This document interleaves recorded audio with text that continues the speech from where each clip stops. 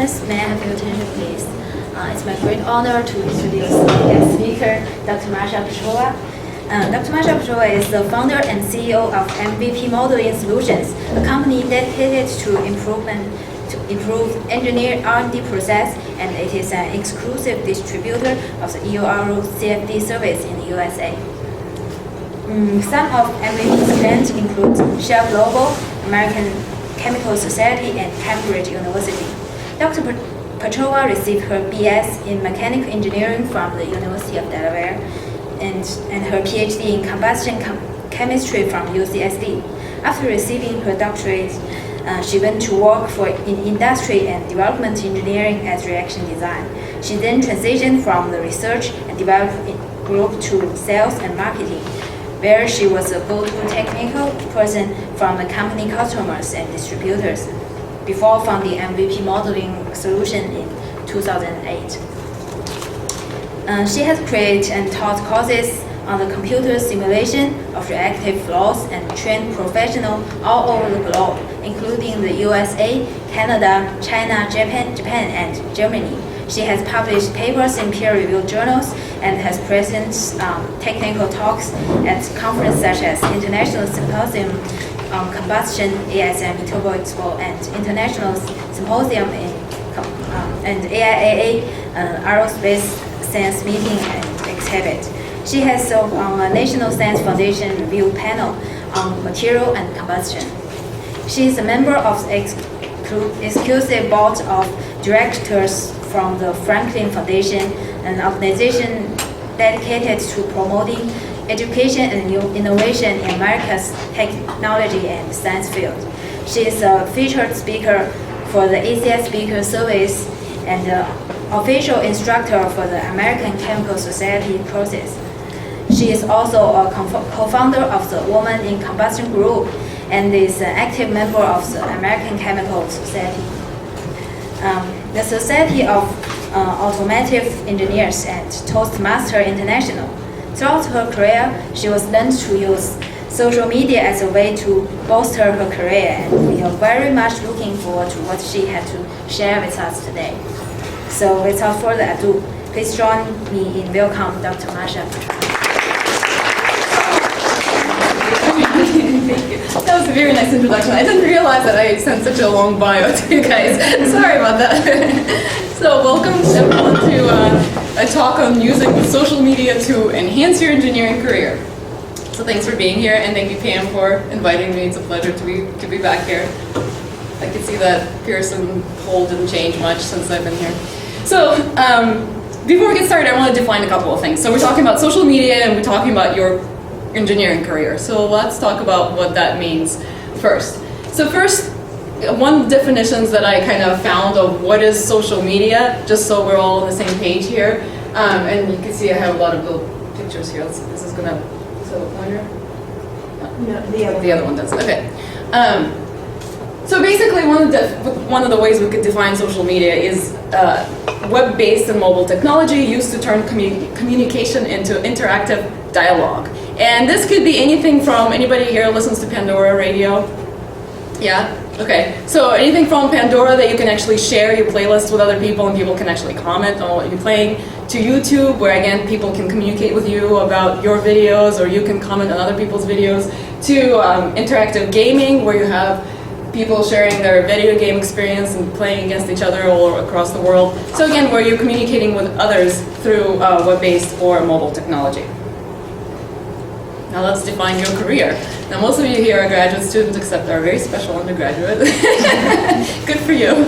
So, and you know, probably a lot of you are still not sure what you're going to do once you graduate. And there's many paths for you, and as an engineering professional, you're actually very lucky that you got started in a very difficult field, so that if you wanted to, say, drop down to art or social sciences, to something that's, let's face it, it's a little bit easier to, I would say, get an education in. You can do that if you wanted to, but you still have that engineering background behind you. So I just threw some options up here of the kind of things that you might be able to or want to do once you graduate and leave these walls. So one example is you love the academia so much that you want to go and get a postdoc. Perhaps you decide to become a professor and so you need a postdoc before that. Or maybe you just want to stay in school and get another MBA or maybe get another graduate degree. So that's obviously an option. Some of you are thinking about industry. Anyone thinking about going into industry, working for industry?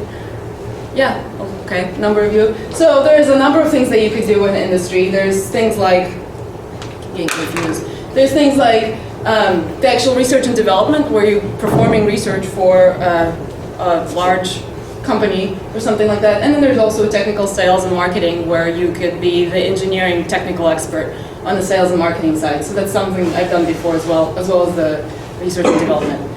You can go into government lab and do research in a government lab, or you can decide to become an entrepreneur. Anybody in here have their own company yet? Not yet? Well, you might get started soon, you never know. Or any other career path, but you're going to have that foundation as an engineer when you leave and graduate. So all of these things, I think what I'm going to talk about today, hopefully will help you no matter which path you choose. So no matter where you go from here, I think that just kind of from the experience that I had with a variety of social media, and hopefully some of the tools that I'll give you today will help you do all kinds of things once you leave, again, no matter which path you choose. So I think social media, and the way I'll talk about it today, can help you get discovered by employers and recruiters faster than perhaps your peers who are not utilizing social media to build their what's called online resume, and I'll talk about that more. It could help you reach professional higher goals that you set for yourself as a professional faster as well than your peers that perhaps are not utilizing social media. And of course you have to utilize it properly, and we'll talk about that today. It could help you develop as a professional in your field. You can gain a lot of knowledge and insight that you can't just do from reading textbooks. You can get a lot of information from social media, and again, in your field as an engineer. You could get to know other professionals working in the field and network all over the world. Networking, you've probably heard that term many, many times. It's very important, especially when you leave graduate school. It's important for your future career, again, no matter which path you choose. And social media really helps you do that and really helps you network and connect with other professionals. It can provide you with more interesting and diverse opportunities. I had experiences in my career where opportunities came to me through social media that I would have never known about otherwise. I'll tell you about some stories about that as well.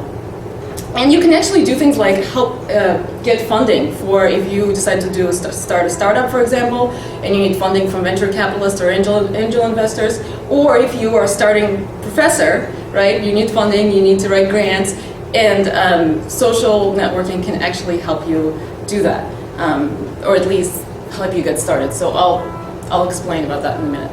So you're probably wondering, okay, well, what does she know, right? Because I am an engineer by background. I don't have any marketing background. I don't have any, or at least in the education side, I got my PhD in engineering. So let me tell you a little bit about myself and my story and kind of try and relate it to you guys. So very long time ago in the land far away, actually it wasn't far away, it was right here. But it was before the days of social media. I got into an engineering program at UC San Diego after graduating University of Delaware, and it was a combustion program. And I got in with a good old-fashioned CV and an essay. They were actually printed on paper, and I had to put them in an envelope and put a stamp on it and mail it snail mail. And I know some of you probably don't even know what that is nowadays, but it's like when you put it in a post office actually carries it to the person. Anyway, I'm just kidding. I know most of you probably know, but there was no emailing your essays at that time. There was no. I think I emailed my potential advisors a couple of times, but everything was printed on paper and mailed to the universities where I was applying for graduate schools. And my networking opportunities to meet my potential, future advisors, graduate advisors, consisted of internships. So I did an internship every summer and every winter as an undergraduate student, and that was very helpful. And I was lucky enough to present at a Combustion Institute conference, which again, as an undergraduate, you don't get to do a lot, where I got to meet my future graduate school advisor, which really helped me in getting into grad school. But that's all there was. That's all I had to work with there. So nowadays you don't have to leave your laptop to network, so you don't have to go to conferences. I mean, it helps obviously with your resume, but in order to network or to showcase your expertise and to showcase how good of a graduate student you'll make, you don't have to leave your computer to do that. So you could do a number of things. So first of all, and we'll talk about some of these tools as well, but you could talk to professors via LinkedIn before actually meeting them in person. Is anybody here on LinkedIn? Raise your hand if you're on LinkedIn, just so I get an idea.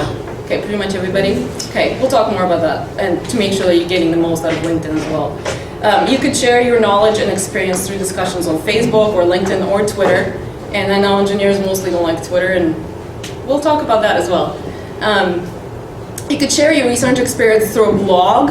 If you're consistent with writing a blog and you do it properly, which again we'll address today, you can actually present a very, very professional version of you out there in the world for recruiters and potential employers and advisors to find you. And you can respond to other researchers' comments on blog posts, or if it's a YouTube video, there's engineers that are on YouTube now. All of that is searchable, and all of that is out there on the web. So now moving on to my next job. So after I got out of grad school, my first job was working for a small engineering software company at San Diego, California. And I had a couple of interviews before I decided on that job, and all of my poor potential employers had to rely on was the resume that I sent to them, which obviously I crafted very carefully and worked on for a very long time. So it was a perfectly presented piece of paper with my carefully crafted experience on it. Technical papers that I might have published in the journals that I either referred to them or they might have stumbled upon. And an in-person interview, which is as a graduate student, you usually get like 1 day or 2 day interviews depending on where you're interviewing, but that's it. That's 1 to 2 days of meeting in person. And that's it. And based on that, they had to hire me, right? Or not hire me, and make their decision of someone who will be in their building, working with their employees day to day, and they have to pay them a set salary. So nowadays, employers have it a lot easier in terms of accessing information about you and getting to know you before you even send in that resume. So all they have to do is just Google you, and they can browse your social media outlets, including comments that you left on blogs, comments that you left on YouTube videos, Facebook photos of you if you didn't properly secure them. They can see all of that. So there's 3 things that they can find out about you, right? So one is things that you don't want your potential employers to know. And that's, a lot of drinking Facebook, pictures of you on Facebook, drinking a lot of cheap vodka. Or you tend to yell at people, whether it's over Twitter, over comments, over LinkedIn discussions, you tend to be rude, so your communication skills are coming out not very, well presented. All of those things are discoverable if they're on the web. So things that you don't want them to know, or they can discover things that you do want them to know. For example, you have a technical blog with very well presented, carefully crafted pieces of information about your work or what you think about your specific engineering field. Or maybe you're participating in a lot of really good discussions, and people seem to always ask you for advice on LinkedIn or Facebook if you have a Facebook public profile, which we'll talk about later. So that's something that a potential employer would be very, very impressed by. Or there's a third option, which is they discover nothing about you by Googling you, right? So basically you don't have a social media profile, you're not tweeting, you're not on Facebook, you're not on LinkedIn, you don't have a blog, you don't comment on anybody, you hate the internet, right? And I would argue that nowadays this is a negative. I would say that if they find nothing about you, if they Google you, that's, I would say, a negative, because people tend to hire people that they kind of feel familiar with and they kind of heard about. So if your name comes up in kind of positive light in your technical field over and over again through, again, LinkedIn, Facebook, Twitter, blogs, comments, anything like that, that's a much more positive thing than if they have a person, the resume they're looking at that has very similar background to yours, but they have nothing on the web about them, right? So then they feel like they don't know this person, why are they not participating in all these discussions? And it looks like this one person is very relevant to the engineering field, and this other person is not, because they're there's nothing, they don't have a trace on the internet. So that's kind of the three things you need to be thinking about what happens with you online, with your profile online. So just to give you a little bit of background, there was a survey done by Career Builder in 2000, so this is 2009, it's a little bit outdated, 2 years ago. But in 2009, 45% of more than 2,600 hiring managers were surveyed, and they reported that they use social networking sites to research their candidates. So that's half of recruiters that will be looking at you if you're looking for jobs in the future. And now I'm sure the percentage has increased. So 2011, we're going to 2012. Back in 2009, another 11% reported that they planned to start doing so, to start researching candidates online. And there's some reasons that the potential employers or employers reveal of why they opted not to hire a candidate based on what they found on the social networking site. So candidates posting distasteful or inappropriate photos or comment or content on the web, right? Again, unless you're extremely careful, and I would just argue, just don't post pictures of you bathing on the beach nude or drinking cheap vodka, or vodka in general, probably not a good idea. Candidates posted content that was critical of former employers, colleagues, or clients, and unfortunately in the engineering community, how should I say this?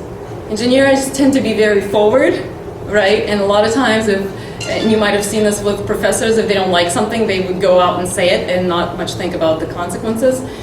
If that's online, and especially taken out of content, it's on there. You know, you screamed on somebody and called them stupid and said they don't know anything, that's on there and everybody can see it. And so everybody sees that person as, oh, that must be a negative person, that must be a really difficult person to work with. So it's a very, very big thing to just think about every time you make a comment on anything on the web or put anything out there. Candidates have shown poor communication skills. So this is before you even send them your resume. They already know something about you. And if it's showing that you cannot seem to communicate with people on LinkedIn through the discussions, you're always pissing people off on LinkedIn, or you're yelling at people through your blog, or you always seem to be upset. Again, this is just on your online profile. It's a possibility that you will be screened out just based on that before they even take a look at your resume. So that's something to think about as well. Candidates have lied about their qualifications or revealed proprietary information. That's a biggie too. So is that what you guys thinking? Yeah? Wow, you know, what the heck does Masha know? That's a good point. And so let me tell you where I actually started to experience the benefits of social networking, and I started actually to utilize it. So as mentioned, in 2008 I started my own company, and the goal back then was to provide engineering consulting services. So I was going to be an engineering consultant. I wanted more freedom, I wanted to eventually have more money. Getting there, but not there yet. And I was excited about being an entrepreneur. So I started with that goal. And I have 2 kids, and I had a house in California at the time, so I was broke when I was starting my company. And so basically, my marketing budget was non-existent. And so I heard about this Twittering and Facebooking and the social media, and I thought, I should look into that, that's free. Well, as you guys know, all of that is available to you for free. So I created a website and started using the social media outlets to market myself. So today, there's a ton of outlets. Some you probably might use that I don't really use, like StumbleUpon. I don't even know. There's tons of outlets out there. And again, you know, Pandora is an example of something that I use, but I will not present to you as a professional social media outlet, because I don't think, as engineers, it's not really beneficial to us at this point. So these are the social media outlets that I use that I want to kind of talk about today and see if they might be helpful to you guys as well. I can't seem to figure out which button to push here. So since 2008, my company has evolved, and it evolved in many ways, but I found new opportunities for generating revenue. I shifted from providing services to actually creating and developing products now. And after a bit of soul searching, I determined exactly what I want my company to be. So it's no longer an engineering consulting company. It focuses more on education, and actually, as I was telling Pam and Heather, developing video games to help students learn engineering. So But I could not have done any of this without the extensive use of social media. Okay, so let me tell you guys why, and hopefully my examples will help you as well. And so the reason for that is that I found out that, I'm relatively, I don't want to say fresh out of grad school, but I wasn't in the industry for a long time before I decided to start my own company. And so I really noticed how marketing a small business to the rest of the world is very similar to marketing a newly graduated student, like all of you will be one day, to a potential employer. So the two are very, very similar. And social media outlets are free, and they can give you a serious head start in your professional career. So let me share with you what I learned on my entrepreneurial path as an engineer, and I hope that'll help you to forge your own path in your engineering career. So the next thing I want to talk about is building your what I call online resume. Now it has nothing to do with the actual formal resume that you guys are all familiar with. It has to do with your social media outlets. So let's talk about that. And this is something that's going to be, you have to keep in mind, it's going to be seen by everyone, including your future employers, your current friends, and your mother. So you've got to be very careful about what we put out there. Okay, it sounds like most of you are on LinkedIn, or at least heard of it. It was my first introduction to social media, and that was LinkedIn. It's a free, professionally oriented networking site, and it allows users to link to other users directly, or if they have a pre-existing connection, or indirectly through a mutual connection. Unlike Facebook, LinkedIn requests very little personal information, but you certainly want to complete your profile to the fullest extent, where you can post your resume online. And I think engineers like LinkedIn, from what I found, that's every single engineer I met was on LinkedIn, because it's very, very professionally oriented. There's not a lot of chitter chatter.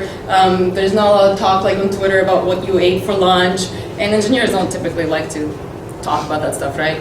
We're very detail oriented and goal oriented, and so LinkedIn allows you to do that. So there's many benefits to using LinkedIn. Maybe some of you already discovered them. I don't know, we'll talk about that in a minute. But you can do things like establish professional online profile, including putting recommendations from your professors, from your coworkers, your colleagues, online. So everybody can see people that are recommending you. It's free, and it's part of your very accessible resume. So it's something that's accessible to everybody, including potential employers. You can build and maintain a list of professional contacts, and as you guys will understand as you move on with your career, networking is extremely, extremely important. No matter which path you choose, whether you want to be a professor, and Pam can probably attest to that, whether you want to be a professor, whether you want to work in the industry, whether you want to work in sales or become an entrepreneur, networking and knowing people and having a good professional relationship with those people is extremely important, and LinkedIn helps you to do that. You can find jobs that are available, learn about companies that might have available positions, and join groups that are related to your career interests. So, okay, that's great. Why would you really care about doing any of those things? So, just let me tell you a little bit about my experience with LinkedIn. So I kind of bullet pointed a few things that came directly to me from just specifically attributed to LinkedIn. Okay, I couldn't have come up with these things without being on LinkedIn. And I've only been on it for the past 3 years. I've been actively participating in that community. So I was able to research and hire the best contractors to work on my company projects. So if I need to hire somebody, so I don't have employers directly right now, but I hire contractors. So let's say I need to find somebody who's a video game developer. First thing I would do is go on LinkedIn, and first thing I do is Google. If somebody refers me to somebody and says, oh, this is a video game developer, take a look at them. I Google them and I see what comes up. Then I go on LinkedIn, that's my next step, and I see what kind of traits they've left on LinkedIn. So I look at their discussions, I look at their profile, I look at the recommendations that people gave them, and sometimes I decide to just stop looking at people because they didn't have any recommendations on their LinkedIn profile, for example. I look at what other recommendations they left for people, and so I was able to find some excellent people to work on my website, to work with me on some grant proposals, and things like that directly through LinkedIn. I teach American Chemical Society's courses online, so that's a stream of revenue for my company, and I advertise for my classes on LinkedIn. And it's they're professional courses, they're not for students, they're for people in the industry. But the more people I have, the more money my company gets, right? So I'm able to advertise really for free on LinkedIn, but I don't actually, it's not an advertisement, it's a discussion that turns into, hey, by the way, there's some classes coming up, would you be interested? Type of thing. I get more traffic from my website, from LinkedIn, but probably the most important thing about LinkedIn and something that will be useful to all of you in the future, it's a huge database of professional knowledge. So you have people on there like engineers from Shell and ConocoPhillips, you have, I mean, for me, video game design is important. So you've got game designers, you've got programmers, you've got, anybody you could think of in your field is on LinkedIn. Especially, as I mentioned, engineers really like LinkedIn. So I've asked for recommendations for textbooks, like I wanted to get a textbook on software development or something like that. So I asked in several discussions, hey, can anybody recommend a book? And the book that I got, actually I had no idea existed, somebody recommended on LinkedIn. I needed to evaluate software for my blog, and so I asked, again, another discussion, hey, can anybody tell me what you'd be interested in reviewing as far as software and reading about? And so people told me, and that's what I did a blog post on. People to talk to, if, one of the things is, do any of you have like aspirations to work in a specific company? Is there anybody here who has like one company that they really want to work for? Like Disney or, I don't know, DuPont, something like that. Maybe several companies, right, that you kind of keep in mind when you're graduating. What you can do on LinkedIn is you can find the company, follow the company and look at their news feeds. You can also find people who are working in that company already, and you can see if you can add them to your connections and try and network with them. Because you're kind of already meeting people in the company. So then when you go in for an interview, let's say you're lucky enough to get an interview with DuPont or something, and people already seen your name, even if they just saw your name on LinkedIn, and they would say, hey, I recognize that name, just that thing alone will put you way ahead of somebody whose name they don't recognize. So that's one really, really huge benefit of being on LinkedIn. Do any of you guys, is anybody in here who does that, who actually, well, first of all, let's see, who's getting ready to graduate, let's say in the next year or so? Anybody? Next 2 years? Maybe? Yeah, graduate students always go like this. That's fine. So anybody in here who actually follows like specific company and trying to meet people from that company on LinkedIn? No, okay, so there's a homework assignment for you guys, now that you don't have enough, right? So try to think about what would be your ideal company to work for, or several companies, and see if you could start adding contacts from those companies and kind of build your network from those companies. And again, it's an expansion on your online resume. So when I talk about an online resume, you might have your resume online on the website, but I'm also talking about any social network kind of interactions, any comments you leave on other people's videos, photos, blog posts that are related to your technical field, and actually not related because they're all social, but hopefully you keep them all related to your technical field, are all part of your online image. That's all part of your online resume. So just keep that in mind. And then, so the next step is, what do I recommend for you guys? If you already have a LinkedIn profile, which sounds like pretty much everybody in here does, a couple of things. Make sure it's completed to 100%, including that you have an updated resume on there, even if you're not getting ready to graduate. Because some of you might be looking for funding, maybe your funding is running out, maybe you're looking for collaborators, maybe you're looking for more opportunities, maybe you're looking for a TA-ship, and it's never too late to start looking for a job either. So make sure that when you go home tonight, make sure your profile is 100% updated, and think of who you can ask for a recommendation on LinkedIn. It could be very short, but maybe a professor that whose class you were really good at, or another graduate student you worked in a lab or something like that, because that really helps to kind of establish and solidify you as, oh look, this person really does participate in the engineering community, and they're really important, somebody that we need to talk to for employers. Follow companies that are of interest to you. Try to regularly update your status. So who in here updates their LinkedIn little status thing, let's say once a month? Once a week? Once a day? Once a year? No, okay. So that's something to think about because your status updates also trigger interest of other people. Again, they have to be consistent, they have to be all professional. So I'll give you some ideas on the kind of things you could put in your status updates. But you don't want to be putting things like, oh, eating brown rice again in the cafeteria. I mean, it's okay to put every once in a while, but not every day. Or the cafeteria food sucks again, surprise. I guess you could do that every once in a while, but not every day. So you want to be consistent with your professional image, what your employers want to see.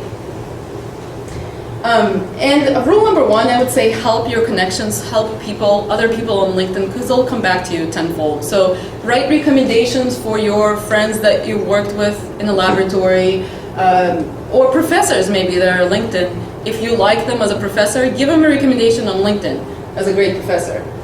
Make useful comments. So if somebody says, hey, can anybody recommend a thermodynamics book that will help me, and you have one that you can recommend, go ahead and recommend that. Take that 5 seconds out of your day to do that. And help others connect with other professionals on LinkedIn. And I'm telling you that rule has helped me more than anything in starting my company. Okay, who in here is on Facebook? That's our next social. Okay, who's not on Facebook? Let's try that. Who's not on Facebook? Oh, see that? Everybody's on Facebook. So you guys look around. Do you see that? All those people, and the people that you can already be networking with, even if you don't ever talk to them, outside of this room. So most people use Facebook for personal type of contact, so connecting with friends and family. It's not really a professionally oriented site. Personally, I don't like Facebook because I really hate the layout. It just bothers me. I can never find anything on there.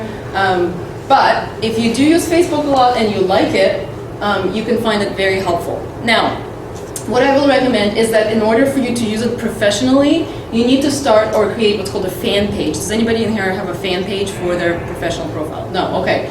So, does anybody know what fan page is on Facebook? The undergraduate knows. Yeah, of course, because she's in with the times. We're all the old users. Okay, so good. So I'll show you a website where you can go and take a look at that. But if you like Facebook and you want to use it to build your professional resume, you need to create a fan page that's separate from your personal stuff. Okay, and you need to lock your personal stuff. And you talk with friends and family. Check your settings and make sure the privacy settings are logged down to your immediate friends and family. And the fan page is going to be dedicated to solely your professional experience. So let me talk about that. So a fan page, when you create it, you want to make it visible to everyone and post only professional information on it. So even though it's on Facebook, you have your personal profile for talking to friends and family, which you log down from the outside world because even if you complain about, like I live in the Midwest and I hate it. So we're moving back to California soon. So I talk a lot about how much I hate the Midwest on Facebook. But nobody else will, except now you guys, but nobody else outside of my immediate friends and family knows that or sees that in the professional world because I don't want that out there. That's a negative comment. It has nothing to do with my professional profile, right? So my personal Facebook is logged down from anyone who's not my immediate friends and family. So if you go to this website right here, or you can actually just Google Facebook fan page, it will tell you exactly how to set up a fan page. And you can set one up for like a person. I think you can set it up for like a celebrity. So like if you're a singer, you could set up a fan page for yourself. There isn't an option for an engineer, but you could set up a fan page for a website. So if you have a website with your resume on it, and by the way, I recommend that you take your name and go to GoDaddy.com and buy the domain of your name, www, for example, MashaPetrova.com. You pay like $10 or something like that, and it buys your domain name, so nobody else can use that name for, some other random purpose that has nothing to do with engineering. And you could put your resume on that website if you want, or you could just keep that domain from getting, used by somebody else. Now, of course, if you call John Smith, then you're out of luck. But if you have a more unusual name, I recommend that you might want to look into that. So anyway, you can create a fan page for a website where you have your resume, for example.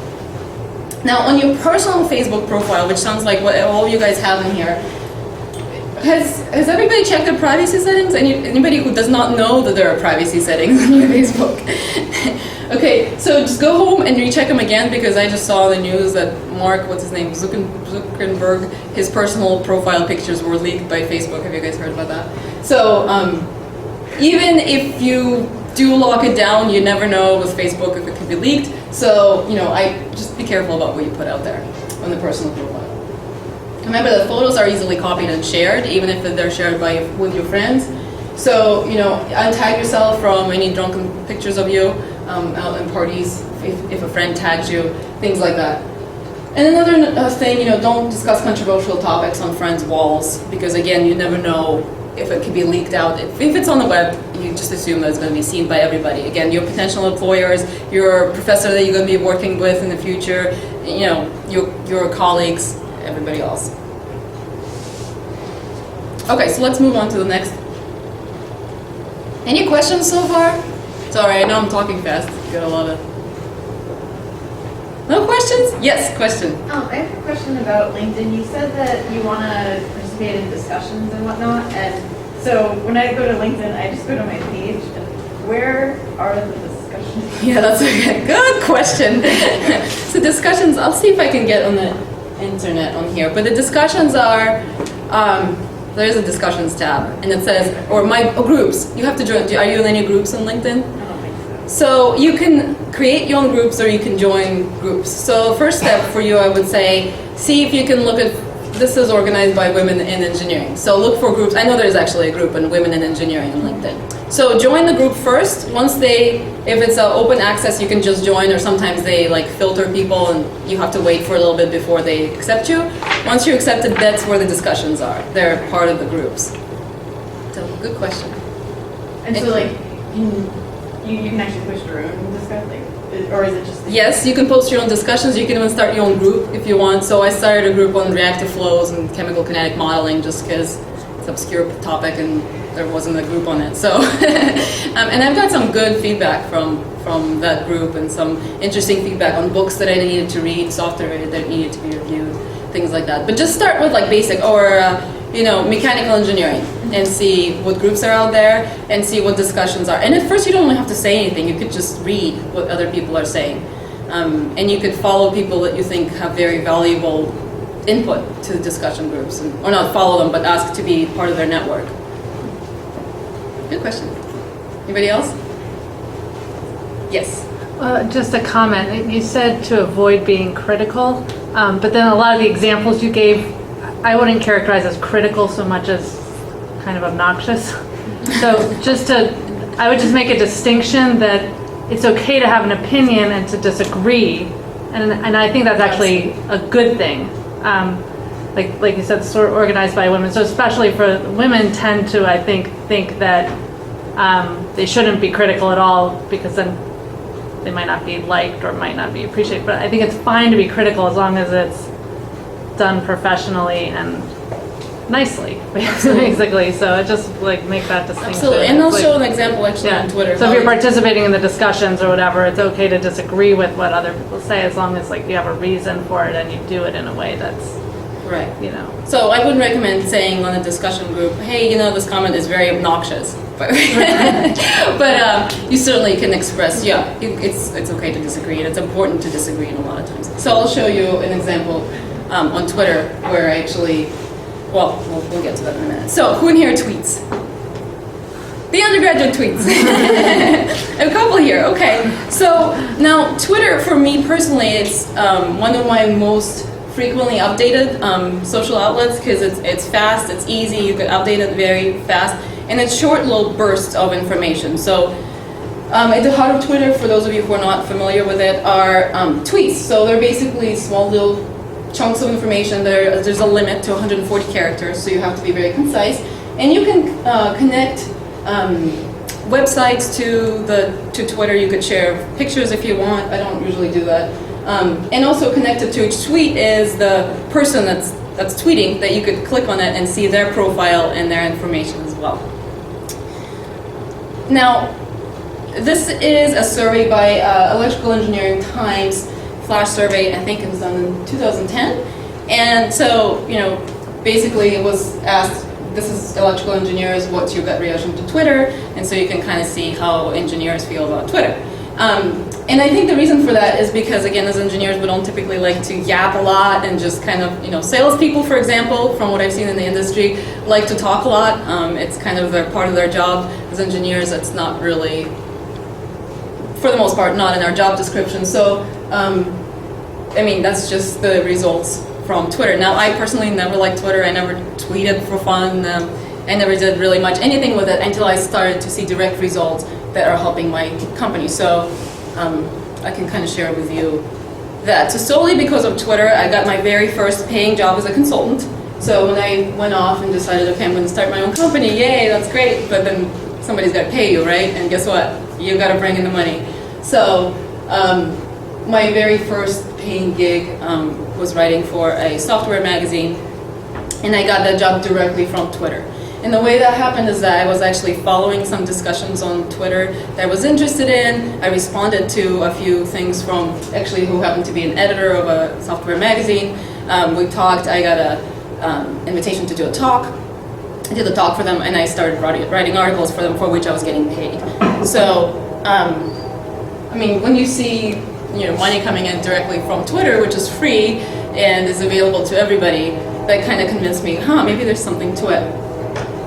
I then started using Twitter to get recommendations just on LinkedIn. So for example, I have a website that gets hosted by a company.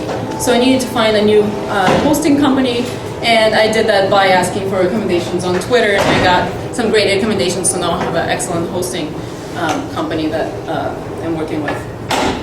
For me, speaking is marketing, so this is not a typical talk that I do. I was just, Pam asked me to kind of come in and talk about this, but typically I talk about engineering subjects and software, engineering software, things like that. So for me, that's free marketing, and so I got several speaking opportunities directly through Twitter. So for you guys now, obviously, some of you might want nothing to do with entrepreneurship, but you might be interested in getting invited talks, right? If you're perhaps a professor eventually, or as a graduate student, talks are big, or invitations to participate in panel discussions. For example, I was a part of National Science Foundation panel discussion.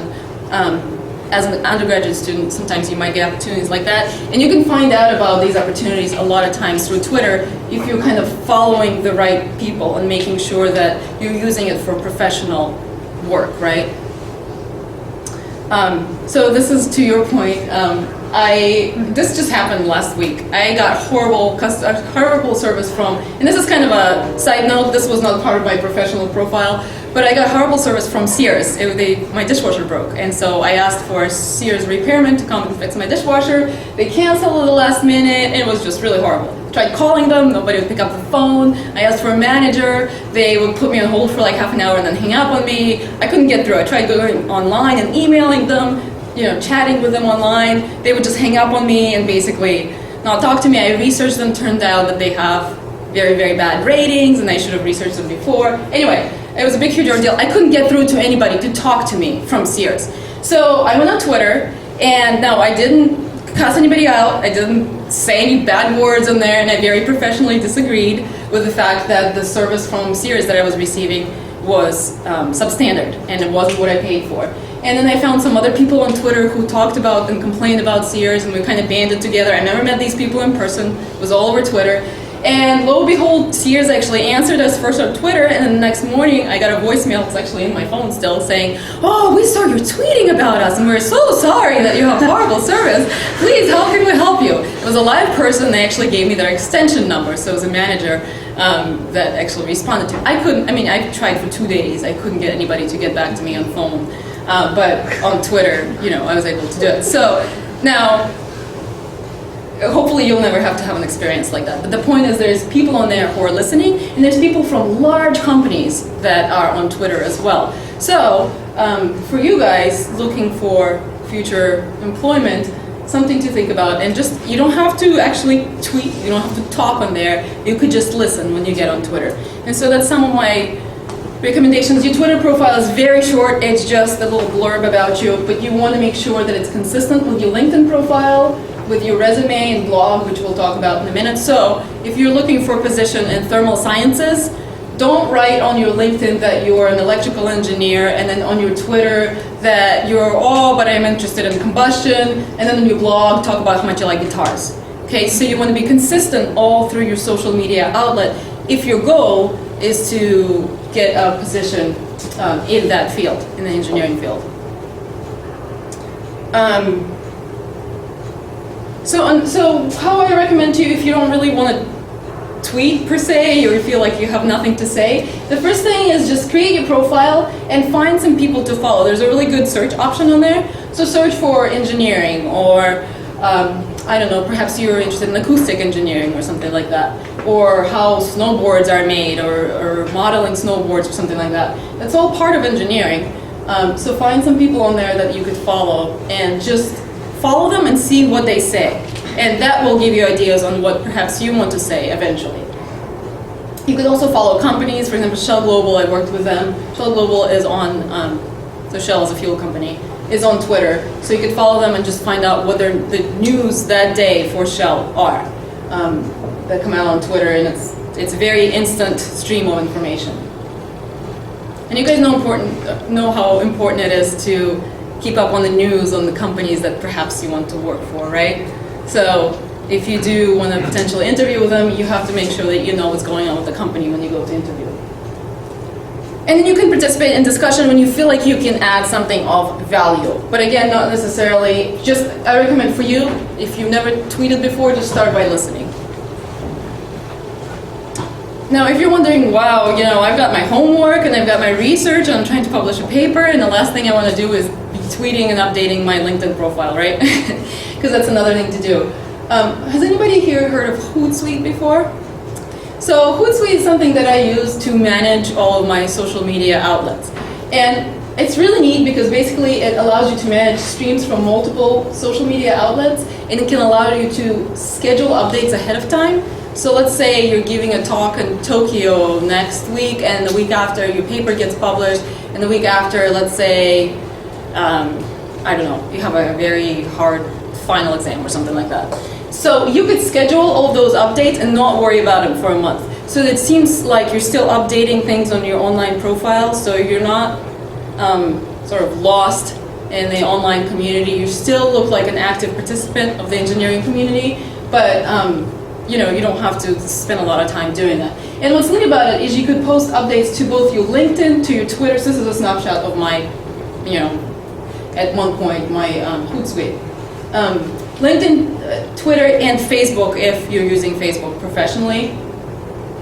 And I mean, even if you're using it personally, you could do that, but I just recommend to keep those two separate, because if you really want to be active about your professional online resume, I'd say just keep it separate from all your personal stuff. And so you can update, you know, both at the same time. You can, like, I have a group in here that you don't see. You can group your messages. Have a group of, you know, important marketing people that I follow, and important engineering people that I follow. And so you can kind of, you know, wake up in the morning and see, okay, what are the news snippets for my entrepreneurial community or my engineering community, just by looking at Hootsuite. So you can go to, it's hootsuite.com, I think is the website. You can go to that and see if you can play around with that in order to manage your Twitter and LinkedIn updates.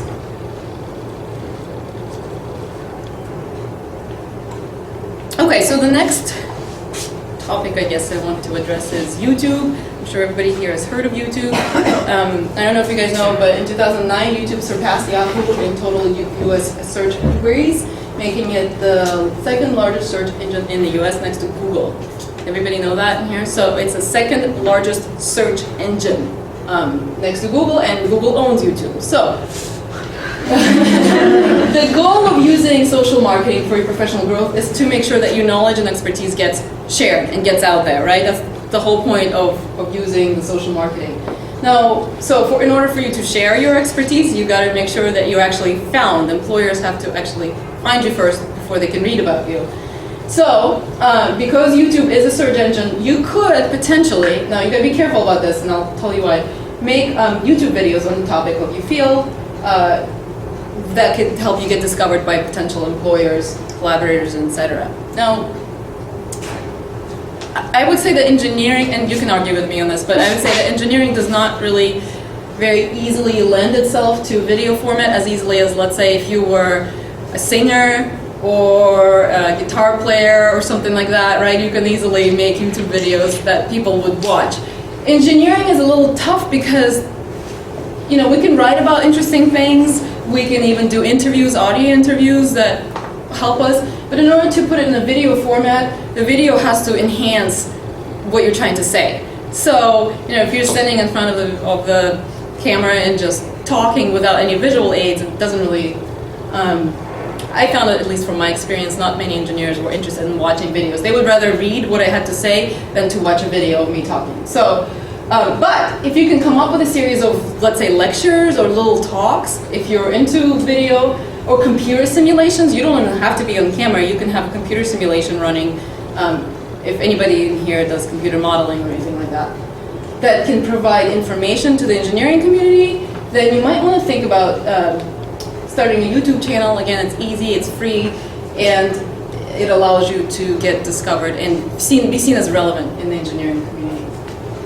So personally, I don't use this much just because I haven't really found a good use of YouTube yet. I use it to enhance my blog every once in a while, but it's something that I've experimented with. Okay, any questions to this point on Twittering? Yes? Nowadays, there are many social medias on the net. So do you think we should maintain one media or as much as possible? One media. Maintaining a media will take time. Again, I think it depends on the individual. The more ways you can get discovered. So, for example, if you were to Google my name on Google, you'll get my blog, you'll get my LinkedIn profile, you'll get my Twitter tweets. Well, aside from the seers, you know, complaining. Usually, they're all tailored to engineering type of things. And so you'd look at that. If you were an employer looking to hire me, or for example, Pam was looking for a speaker or something, they'd say, okay, well, I remember Masha, but what is she doing nowadays? She just has to put me in Google and all the stuff will come up. They'll make it very obvious that I'm very much in the engineering community working on this field. Now, if you're just getting started, I would say just focus on one. Make it so you do something. Okay, but like you said, you do something well. So if you were to focus on one, I would say start with LinkedIn and complete your profile all the way and start talking to people on LinkedIn first. I would recommend that. But again, it's up to you. If you're with Hootsuite, it's just as easy to update your, once you set up and spend some time setting up Twitter, it's just as easy to update your LinkedIn as Twitter. So, I mean, it takes no time to do both. But I would recommend LinkedIn is the absolutely #1 necessity. It's part for engineering community. It should be part of your resume. Okay. Does that answer the question a little bit? Yeah. Yeah. Okay. Anybody else? Anybody made a YouTube video before? Yes? Someone who's, so I talked to Payschool, and I actually didn't realize that they were going to be posting it on YouTube. Uh-huh. And so now it's out there, and I would like to take it down, but they left, and I don't know. Oh. So it's. Yeah, you should. They need your permission, right, to post anything. Like I can't videotape you guys today because usually they need your permission to post anything Yeah. as far as video. But it's relevant, right? I mean, it's relevant. It's just that if I had known that they were going to be taping it and posting it, I would have rehearsed a little bit more. Yeah. So there was like an outreach thing, so I didn't have too much time to prepare for it. Right. And that's okay. I mean, you can't, because like unlike your resume, which you spend days and days working on it, hopefully, and perfecting it, and that's just perfect. With social media, a lot of times it's something that's on your mind, you want to tweet about it, or you want to say something in a discussion. Just as long as you have those filters of being kind of careful not to insult people too much, and just being careful, make sure it's professional. Sometimes, there's tweets that I put out there or LinkedIn updates that I thought, I could have said this better, or maybe I shouldn't have said it. It's going to happen. You can't control everything to the T. But same thing with videos. I have videos out there that are not the best, but they help me they are still aligned with the engineering. I mean, the topic is fine. It's just I wish that I talked a little bit. Yeah. Well, time to make a follow-up video. And remember that comments that you make on other people's videos are also discoverable online. I think there's a setting where you can make them private. But I'm not sure, and just I would lean towards if anything you put online, just assume it's going to be visible by everybody. Okay, so the next is probably the number one, well, aside from LinkedIn, this is the number one recommendation that I would say. If you really are serious about getting a good job, your dream job after you get out of here, is getting a blog up. Anybody in here have a blog? One, good, two, three. Oh, very good. So what do you guys, is that a professional, engineering oriented blog? We'll start over here. Well, I kind of want to do engineering and, like you said, teaching it through video games. I kind of actually want to teach it through more of a literature-based sort of thing. So kind of, I started it, but there's not really much out there, but kind of talking about that and some ideas. But you have an idea of what you want to do with it. Okay, very cool. And what about you also? You said you have a blog as well?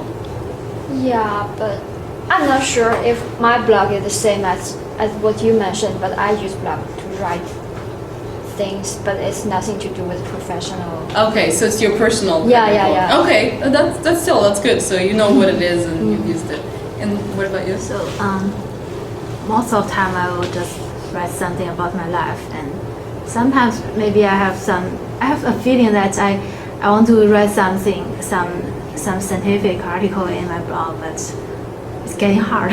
Yes. Now let me ask you, for you, because you write kind of personal things, is it open to everybody to see, or is it locked to only certain people, or is it searchable on the internet for anybody? It's open to everybody. For everybody? Are you careful about what you Yeah, put in there? I'm very careful. Yeah. Okay. Yeah. I will not write something like, oh, I eat some burgers today. I will just write something like some articles, like novel and some literatures. Okay. Okay. And somebody else? You said you have a blog as well? Yeah. And what is yours? It's about my personal life.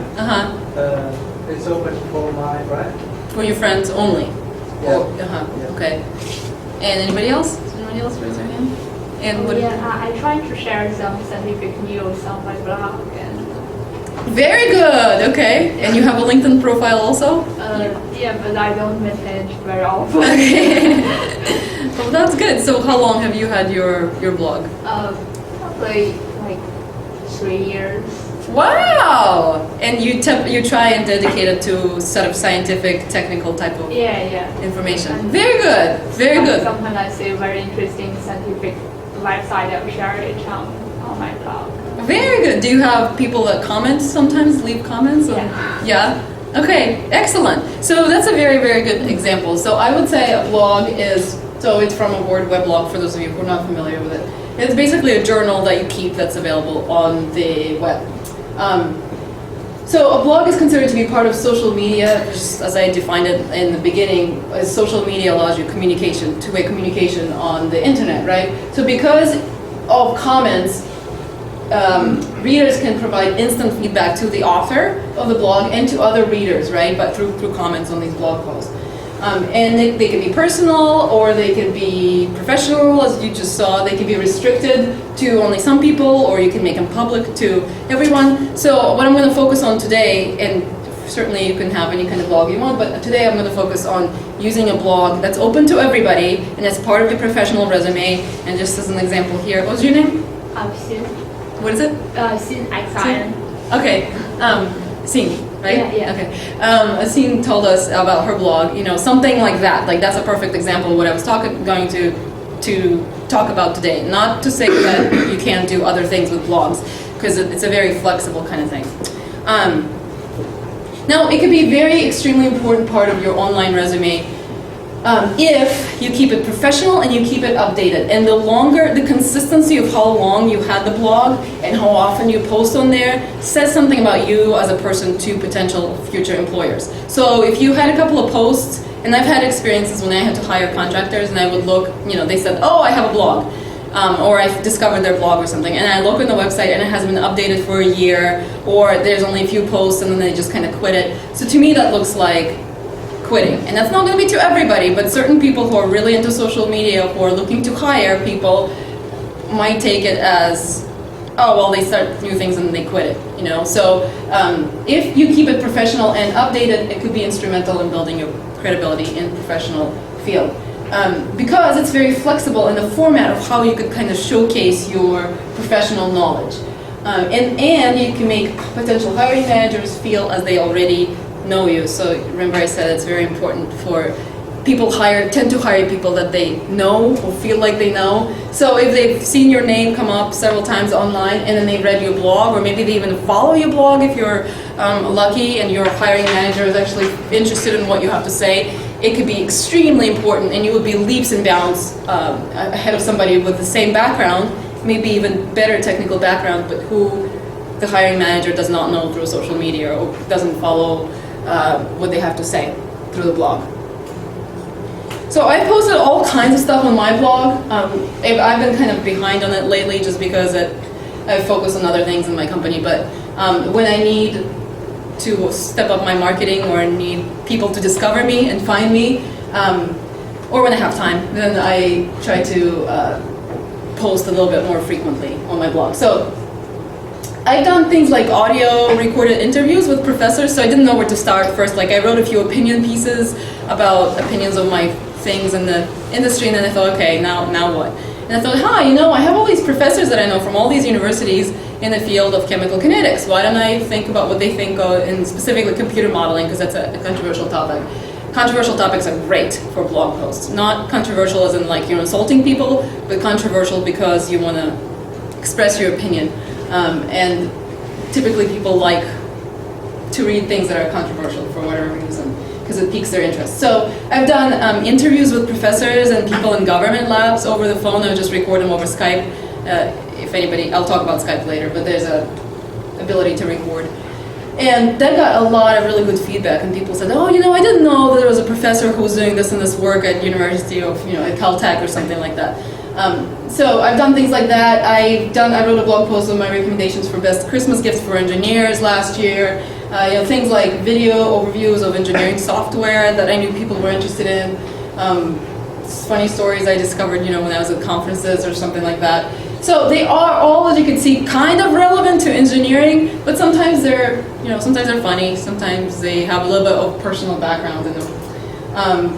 And I can attribute getting new contacts and determining direction for my company directly to having blog. So I know where my company is going to go now, directly to the contacts I made through my blog. Also, people called me that I wouldn't know who they were, and they would say, I'm Professor so-and-so, I'm working at Sandia National Lab, and I've been reading your blog for a while. So this happened several times, and I want you to either do a talk, or I want you to collaborate with me on a paper or something like that. And I don't even know this person, and they found me because of my blog. So that's a very good start that you have, and I recommend all of you guys to think about that. So let's say you want to get started. First of all, you got some resources here if you want to get started on blogging. Some people that you can talk to about that. But the good news about the blog is that you can start really easy. I mean, literally, it would just take you 15 minutes. You can go to blogspot.com. It's a service that's run by Google, and you could get a free blog up in minutes. If you like tinkering around with website applications, you can create a WordPress blog. It's prettier. You can customize things. So where do you guys have your blogs? Blogspot? And what about you? Do you know? Yeah, Chinese website. Chinese website, okay. And what about you? I have about 7 blogs. Oh, wow! So I quit in meantime advertising. Oh, okay. Yes. And what about you? What do you use? I think it's space.ly. Okay. It's on the blog connected with Messenger, and later I think it switched to WordPress. WordPress, And what about your blog? Do you know what you're using to create it? Not sure. It's a Chinese blog. Ah, okay, Chinese blog. Very good. Well, so there's a bunch of options. These are just two most common. Blogspot is just extremely easy. WordPress is what I have my blog on, and it's just more customizable. And then the next step is to pick a theme on what you want to do with your blog. So again, we're talking about using this for professional growth and your professional development. So pick a theme. For a while, mine was modeling, engineering modeling of reactive flows. And so I wrote all kinds of things on that. Overviews of conferences, overviews of all my thoughts on technical papers, reviews of textbooks, all kinds of things. you could start with, what I would recommend is just to start with very short pieces of what you think of maybe a certain class, or again, without trashing a professor, or even, you don't have to name the name of a professor, but, or a certain textbook, or a certain paper that you read, or what your thoughts are on the topic. Be careful about revealing proprietary information if you're working on a defense kind of budget or anything like that. Be careful with that. But I would recommend checking with professor if you're working with any kind of Army defense funding. And just remember that this is part of on your online resume, so you want to keep your opinions very, very professional. So even if you, again, have opinions, it's okay to have an opinion. It's okay to say that you disagree. It's okay to be a little bit funny sometimes, but again, you want to be careful about insulting people, even if you really strongly disagree with them. And then you can, once you start that, you will kind of figure out what else you could do. You could add interviews. Again, you could start with your professors. I'm really advertising a lot of work for professors, huh? Sorry. But it could be very quick, like, oh, do you mind if I ask you 3 questions of what you think about teaching, or, I don't know, you could think of things, or teaching engineering, or what it takes to be a professor. So you can think of things like that as you go along. Interesting links, discussion of papers. Sometimes conferences, technical conferences will allow you to take pictures or videos. Sometimes they won't, but sometimes they will. You can post that on your blog. So there's a variety of things that you could do. And again, huge addition to your online resume. So any questions on that? I don't know, we're coming to the end here, and I promise I'll stop soon. Any questions on blogging? Anybody's gonna start a blog today? This week?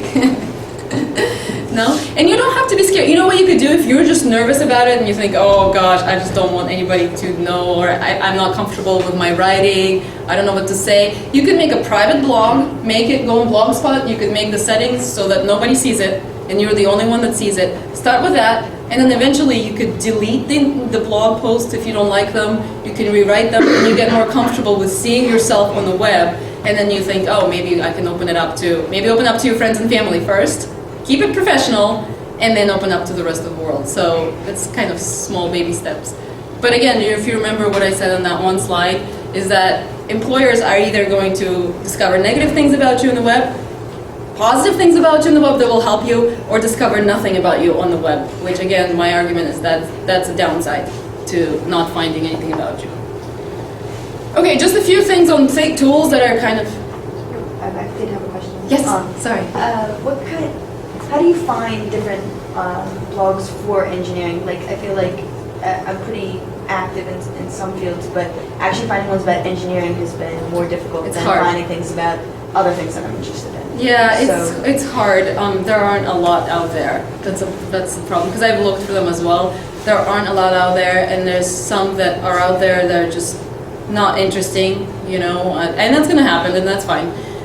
My sister is in biology, and she reads a lot of science blogs, and for some reason there is tons of very good science blogs. I don't know why, but in engineering there isn't one. So it's a wide open space for you guys to start a good engineering. Google to find them? What? You just Google to find all these things, or are there Google, special search linked. sites? I would look people that I follow on LinkedIn or Twitter that are professionals. I looked at their website and I ask them. If you're on Twitter and LinkedIn, ask. That's a great discussion topic for LinkedIn. Hey, I'm looking for some good engineering blogs. Does anybody know of any? So, yeah. But unfortunately, there aren't too many. Anybody else? Questions? And again, as I told you guys, I didn't get a degree in social media or in marketing. I'm an engineer just like all of you, and I had to discover this the hard way, okay? So all the stuff that I'm telling you is just from my personal experience. So, you know, you can just leave and say, well, she doesn't know what she's talking about, or you can try and get something out of it. Okay, who uses Skype in here? Let's see. Everybody? Pretty much, yeah. So Skype is awesome because you can make free calls, you know, internationally and things like that. I actually use it as my landline now for phone calls. I pay like $3 a month and I can call any phone from Skype because the reception is a lot better.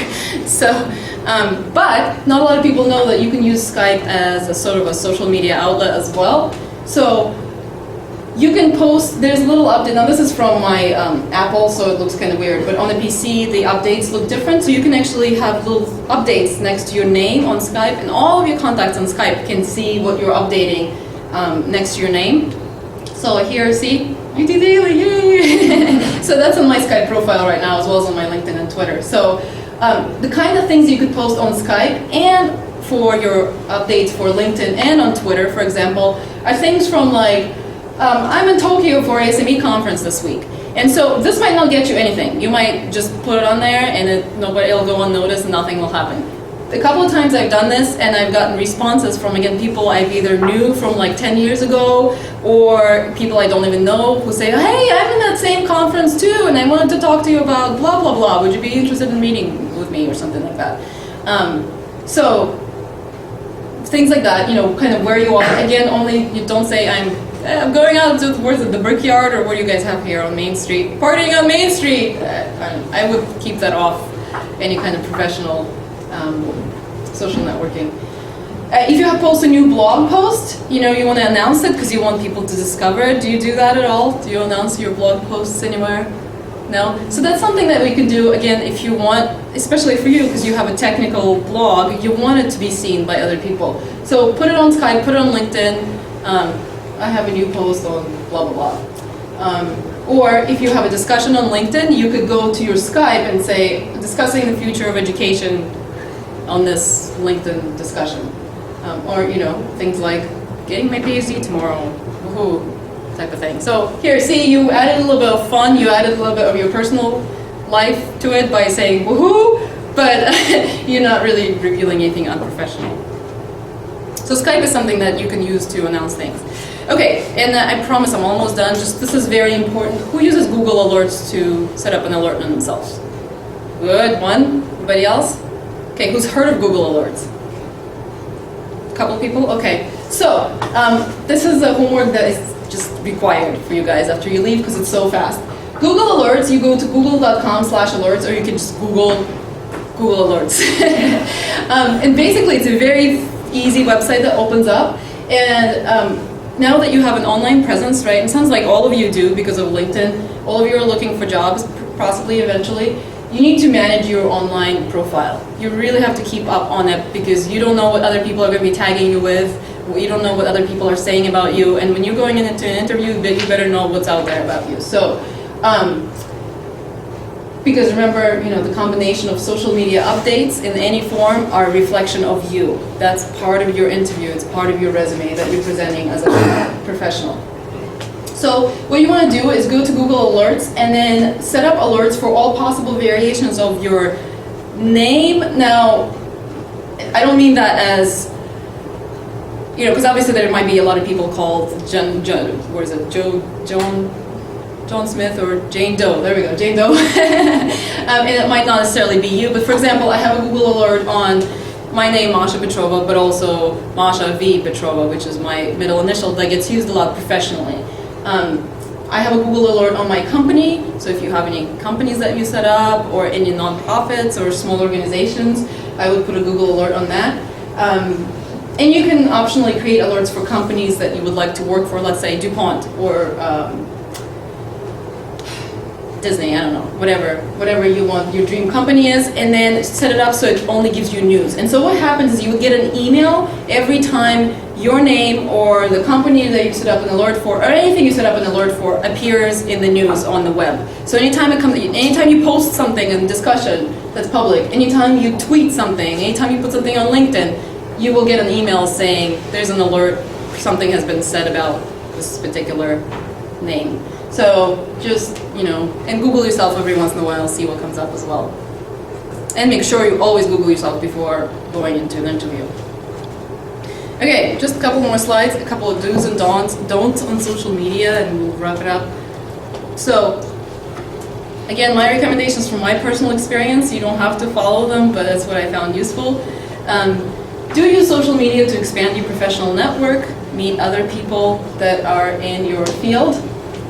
Do contribute to the field by participating in discussions, having technical blogs, teaching if you can. Sometimes there's online teaching positions, sometimes you can get paid for that as well. conduct interviews, to, again, these are all things that will help the professional community and you as well. Do check privacy settings on any personal information like Facebook, profiles, pictures, videos. If you don't want them to be seen, make sure they're locked up with the privacy settings or just remove them completely. Remember that every little comment, every photo, quote, every quote in a video reflects on you as an engineering professional and can be discovered. If it's online, it can be discovered by your employer, potential employer. And so do review anything that you post online, hopefully prior to posting it, through the eyes of your potential employer. So hiring manager, again, and at DuPont or at Disney or whatever your dream job might be. A couple of don'ts. Well, it's self-explanatory, right? Even if I was in Europe, don't trash others anywhere online. It's okay to disagree, it's okay to have different opinions, but it's not okay to call people idiots or, jerks, etc. And again, don't write anything that will come off as unprofessional or crude. There was a story on that really quick. There's a LinkedIn discussion where somebody said something about a textbook. I don't remember. It was an engineering textbook. And a professor went off saying how, oh, that's the most horrible textbook and you can never use it and it's so expensive. So then a couple of more people weighed in saying, hey, we think it's a pretty good textbook, we use it for our classes. And so the professor just went off saying, oh, well, just because you're stupid and you don't know how to teach and you don't know what the heck you're doing, how would you get into engineering? This is all online. It's all right there for people to see. I went to the professor's profile just because I was curious. And it's some 10-year professor in a big university who's a big deal, who's screaming this, online. So, of course, I had to write a blog post about it, and I referred people to that, LinkedIn discussion and said, hey, if you want to see how not to act, go look at that LinkedIn discussion. So you just want to be really, really careful about saying anything that's unprofessional, because again, it's all discoverable by other professionals in your field. Okay, so that concludes my talk, and you can find me on all these social media outlets if you like, and I'd be happy to link to you through LinkedIn and follow you on Twitter if you let me know to follow you. So I'll take questions. Yes? This is really interesting, and you did a great job presenting it all. Thank you so much. I guess my biggest question is time, like how much time you spend doing this, because I wonder if it could backfire if you've got this great blog and and it's interesting and stuff, but that's not part of what you're evaluated on in your job. And yes. An employer could say, that's really interesting, but is it taking time away from writing a journal paper, which is what we care about? Mm-hmm. Oh, absolutely. So, and are you a graduate student or are you I'm a professor. You're a professor, okay. So for professors, I would say it's a little bit different than for students who are looking to get hired. For professors, I would say LinkedIn profile is just a must for everybody. And I know it depends on your time, and your time is limited. For me, for part of I was asking, also just for everybody general, else who's here. Not so much. Yes, technical papers are number one, period. So if you have an option, to write a blog post or work on your technical paper, work on the technical paper. Leave the blog post alone. But I would recommend that if it's your last year, you're pretty sure it's your last year in graduate school, and you're going to have to get a job, and you want a job, I would say that you start seriously thinking about writing a blog post, and I would schedule it. Just you schedule your homework, you schedule your lab time, you'd schedule your, blogging time or your social media time, because that's part of working on your resume. Now, if you're just an amazing researcher and everybody knows you anyway because you've got 10 technical papers and you've got an amazing advisor who's been taking you to presentations and you're pretty sure you're going to get a job anyway, maybe you can get away with just not even thinking about that stuff. Just make sure your resume is online and maybe a LinkedIn profile with some good recommendations, and you're probably good. But if you're like most graduate students, you guys are dedicated because you're here, you're listening about this stuff. There's a whole school out there, and then beyond the University of Delaware, there's lots and lots of other schools where graduate students are coming out and they can't find jobs. They go and they actually did a talk here 3 years ago where it's hard to find a job as an engineering professional. If you really want to maximize your chances of making sure that you're doing everything possible to get employment after you get out of school, I would say that you just schedule it in. And you don't have to, it could be once a month for your blog. If you consistently have, that's 12 blog posts. So maybe you sit down one day on a Saturday or something and you schedule out, okay, this is the 12 topics I want to talk about, and this is the 12 topics I'm going to either write about or interview somebody about. These are my ideas. So you schedule it for a whole entire year, the year before you graduate, and even if it's once a month but it's regularly updated, the employer will look at it and say, oh, you know, wow, looks like they've been consistent. Consistency is key. As far as updating your like LinkedIn updates or Twitter updates, again with Hootsuite it's just easy to schedule ahead of time.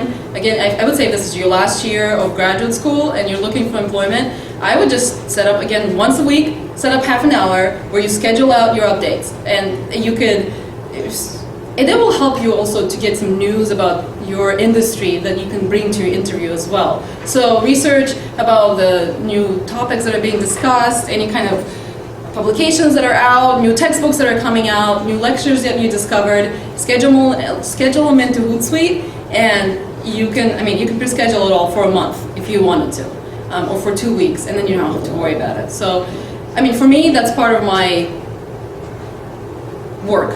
That's part of my job. So, you know, you think of Twitter like, oh, little teenage girls tweeting about, you know, their outfits or what they ate for lunch or whatever. That's part of my job. And so I think professionally, if you want to use it for your development, it's part of your job as a grad student. Your job is to write papers, to do your research, to talk at conferences, and to update your professional online resume, and that's part of your online resume.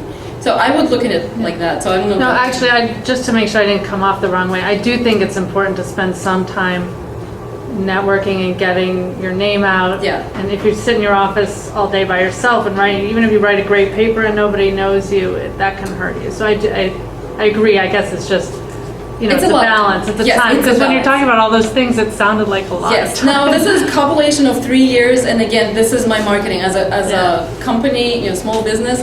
This is part of my marketing campaign. So you just want to pull out what you could use right away, and then you can add on to it. So just kind of store it somewhere and start with one thing, like I was saying, and then see if you can branch out and see how. But I would schedule time for it, and I would view it. You know, this is my online resume. This is what, because the resume itself is not good enough anymore. So yes. What's your opinion of Google Plus? You know, a good question, because I just got a whole bunch of invites. Are you in Google Plus? Me? Yeah. Yeah, but I don't really pay too much attention to it, but I was wondering if I should. So I opted not to do anything with Google Plus because Google scares me, because I think they're going to eventually take over the world and then they're going to control all of us and be implanted in our brains. I really do. So just because of that, I try and space it out. My email is all through Google, even through my website. It all goes through Gmail. My calendar is on Google, and I just feel like if I put my social, marketing on Google too, it's just, I'm scared. So, but I think it's something to certainly look at, because it's supposed to be your management, right, for your social media type of content. Anybody on Google Plus? Yeah? What do you guys think? You like it? My only friend who ever posts anything on Google Plus works for Google. Oh. I just don't Here's the see answer. people using it exactly. Anybody else? Do you guys like Google Plus? So there are lots of people in Facebook, but there are really few people on Google Plus. So if I just want to share something like private or just I'm using Google Plus. So Facebook is so crowded now. Yes. Yes. So I hope that answers. Sorry. Again, I'm not an expert in social marketing. It's just what works for me. What you guys will decide what works for you too. Anybody else? Anything interesting? Thoughts? Anything you hated? Anything that was thought was totally wrong? Go ahead, you can say it. You're not twittering about it, so I might Twitter about it later. But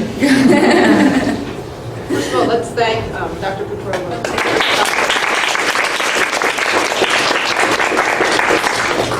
If nobody else has anything public to say, she will stay for a few minutes in case you want to say something privately.